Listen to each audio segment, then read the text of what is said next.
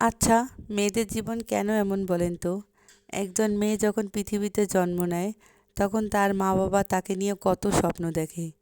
সে কি খাবে, কোথায় যাবে, কোথায় পড়বে, সে একসময় তার বাবা-মায়ের চোখের মণি হয়ে ওঠে।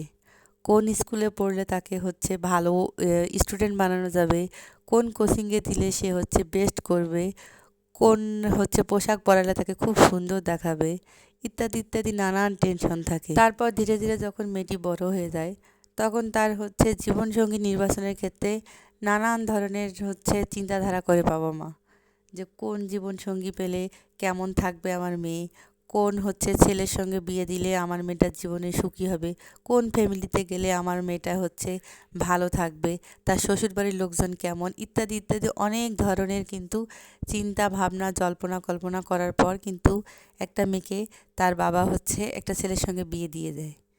কিন্তু বিয়ে দেওয়ার পর কি হয়? মেয়েটা আসলে শ্বশুরবাড়িতে গিয়ে ভালো আছে কি? আসলে কি মেয়েটা আগের মতো খাওয়া দাওয়া করতেছে, বা শ্বশুরবাড়ির লোকজনের সঙ্গে কি ঠিকমতো মানিয়ে নিতে পারতেছে? এসব কি সবসময় বাবা মা খোঁজে রাখে? আসলে সময়ের সাথে সাথে সব কিছু কিন্তু চেঞ্জ হয়ে যায়। যে মেয়েটা একসময় তার বাবা মায়ের চোখের মণি ছিল, তার নয়নের মণি ছিল, সে মেয়ে যদি না খেত, তাহলে দেখা যেত বাবা মাও কিন্তু না খেয়েই থাকতো।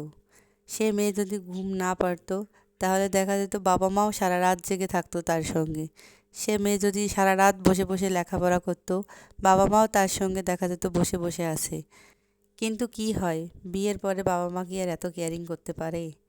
ধীরে ধীরে দেখা যায় বাবা মা সব কিছু ভুলে যায়। একটা সময় পর মেয়েটা হয়ে যায় সে বাবার মায়ের কাছে অতিথি।